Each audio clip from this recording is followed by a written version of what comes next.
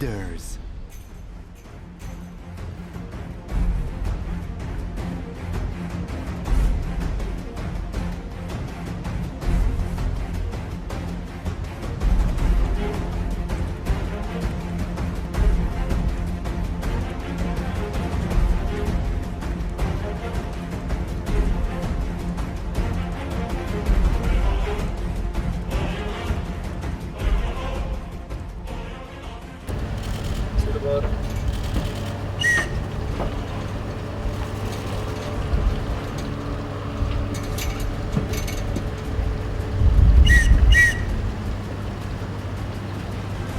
Vous avez donc beaucoup appris de cette expérience. Absolument, on a beaucoup appris, énormément. La Skin, qui fait partie de notre groupe, El Badr, est une entreprise qui a aujourd'hui 90 ans d'âge. Elle a une bonne petite expérience dans la construction navale, mais pas dans ce domaine militaire. Et donc ça a été une grande opportunité pour la Skin, mais aussi pour le savoir-faire tunisien. On a capitalisé un peu ce savoir-faire et on a beaucoup appris, et il y a encore à apprendre. Vous avez pris le risque de participer à cette aventure. Absolument, c'est un peu l'esprit de notre groupe. C'est de prendre un peu de risque et celui qui ne risque rien ne peut rien faire. Et donc on a évidemment calculé un peu de risque, mais on l'a pris. Dieu merci, on a réussi ensemble cette excellente expérience. La construction a pris à peu près 18 mois pour le prototype. Absolument. La prochaine unité sera produite en combien de temps? En beaucoup moins, je dirais pas plus que 12 mois pour la première unité, mais après on est capable de sortir une autre unité tous les 3-4 mois. Le coût a été réduit d'à peu près 40% par rapport aux coûts internationaux, plus ce que l'État gagne en taxation et autres fiscalités. Est-ce que vous allez continuer à comprimer les coûts?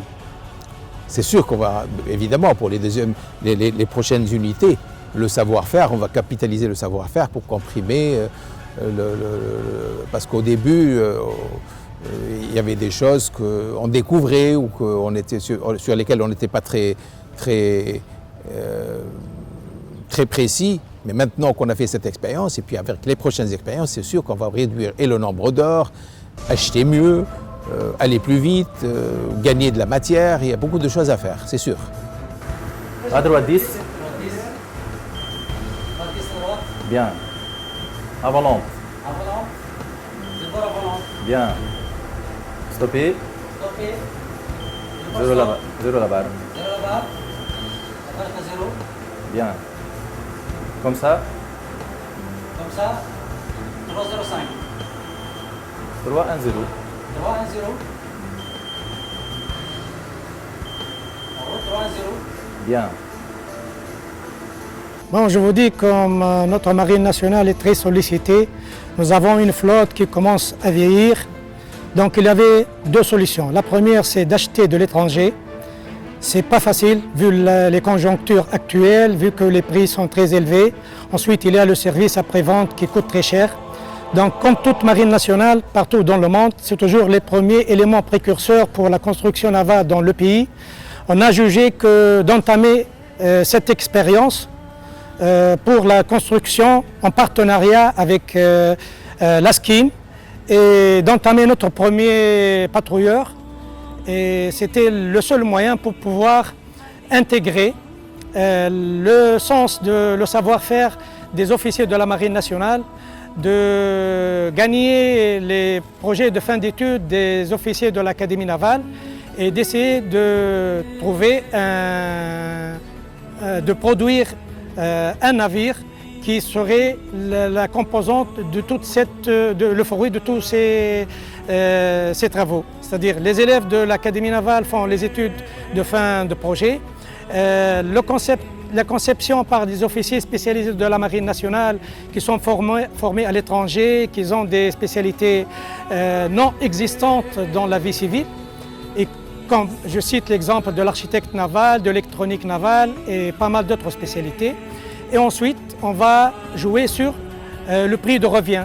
Donc, un produit local, fabriqué, conçu en Tunisie, sûrement il va coûter beaucoup moins cher qu'un produit importé. 100% tunisien? Oui, 100% tunisien. Je l'explique. La conception les études techniques, l'intégration, c'est 100% tunisien. Mais je dis que partout dans le monde, les chantiers de construction navale achètent les moteurs de propulsion, achètent les hydrojets, achètent les différents équipements, mais l'intégration, c'est 100% tunisien. Vous voyez ici le console de navigation électronique qui a remplacé les cartes papier. Également, on trouve le radar d'approche. C'est un radar très précis. Ici, on trouve les moyens de navigation, à savoir la commande des machines. Ici, on commande les deux moteurs qu'on a à bord. Également, on a un pilote automatique dont on sert pour manœuvrer le navire automatiquement. On a également les consoles de l'hydrojet. Ici, on a un radar, radar à distance, qui est aussi sophistiqué. Ici, on a les caméras de surveillance qui sont installées à bord. Donc, de cette place, on a accès à tous les locaux, à savoir les chambres, la salle machine, l'extérieur également. Aussi, dans ce patrouilleur, il y a une conception purement tunisienne de la passerelle et des systèmes de communication, des systèmes de navigation qui sont conçus à 100% et réalisés par la Marine nationale. Tous les instruments de commandement sont à 100% tunisiens? Bien sûr, ça a été conçu et réalisé par la Marine nationale, par les capacités de nos ingénieurs et de nos techniciens dédiés dans le domaine de l'électronique navale et de la communication navale. C'est la première fois que des architectes de la construction navale soient mis à contribution. Oui, c'est la première fois dans un projet réel et ils ont mis tout leur savoir-faire dans cette construction. Donc ils ont exploité à 100% leur capacité. Il y a des officiers qui ont fait des masters en architecture navale à l'étranger. Donc ils ont un savoir-faire très avancé. Et ils ont toujours été incapacitants de pratiquer leur spécialité. Avec ce projet, ils ont pu mettre en œuvre leur savoir-faire dans l'étude technique et dans la réalisation de ce patrouilleur. Les moteurs sont Rolls-Royce, mais toute l'ingénierie de conception, de commandement, d'instruments sont d'origine tunisienne. Bien sûr, cette conception, c'est-à-dire c'est comme dans la construction automobile ou bien dans la construction aéronautique, les équipements sont achetés de l'étranger, comme tous les chantiers navals aussi.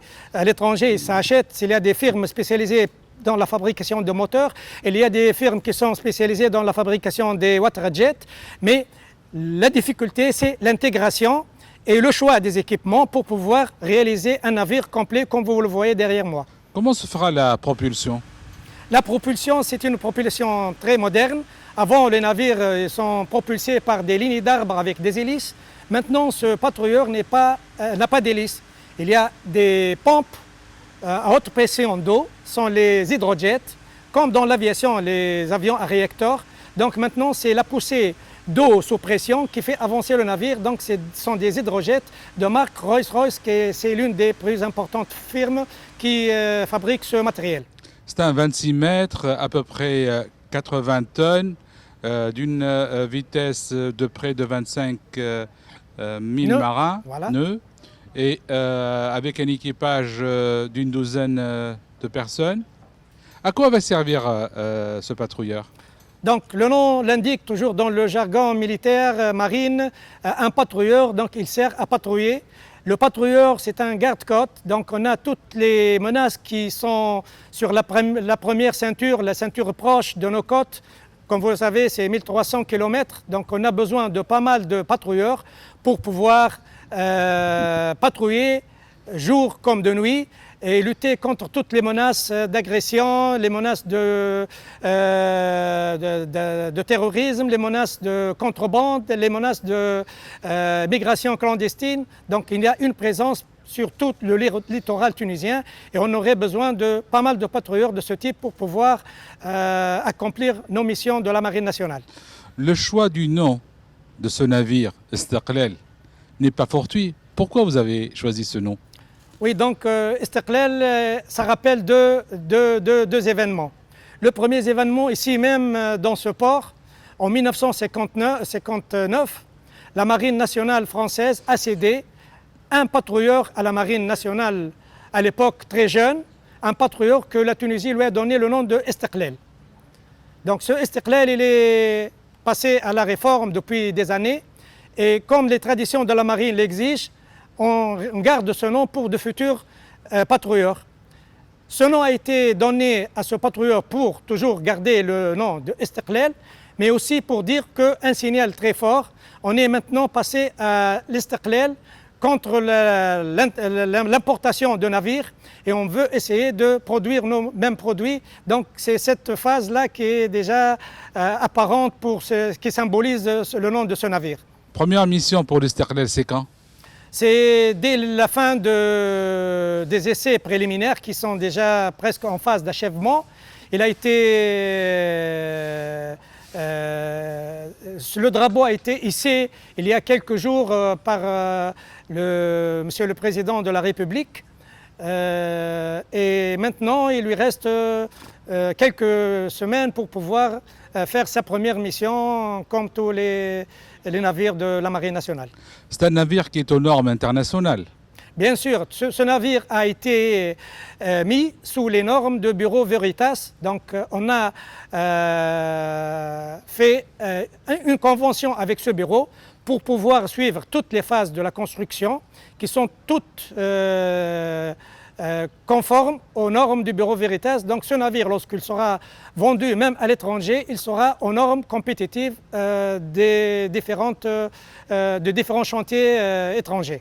À partir de Paris, Veritas International a accompagné l'ensemble du projet depuis sa conception, puis a validé chaque étape. Bien sûr, ça a été validé depuis la conception, l'étude et la réalisation. Ça a été suivi même sur le chantier par les inspecteurs du Bureau Veritas qui sont au chantier pour suivre les différentes phases et les valider. Au niveau du coût, rien que les logiciels, si vous avez acheté les licences, ça aurait coûté combien? Bon, disons, pour un petit patrouilleur, d'acheter une licence, ça coûterait les environs d'un million de dinars. 1 million de dinars? Oui, c'est... Mis à part, les ventes seront tous majorées par des quotes-parts pour les fournisseurs à chaque construction. Et là, c'est déjà une économie. Et là, c'est déjà une économie parce que le produit, c'est une patente tunisienne. Donc, on n'aurait pas à dépenser de l'argent pour pouvoir produire des sister ships. Et l'économie totale est de à peu près 40% par rapport au standard. Oui, bien sûr, 40% moins que ce qui est vendu sur le marché international. Et une qualité meilleure. Et une qualité meilleure qu'on maîtrise aussi bien dans la construction que pour le service après-vente qui est très important. The sailing boat in the following position: 36 degrees for 48 minutes north, 010 degrees 18 minutes east. This is Tunisian warship Colonial Channel 16 de reading over.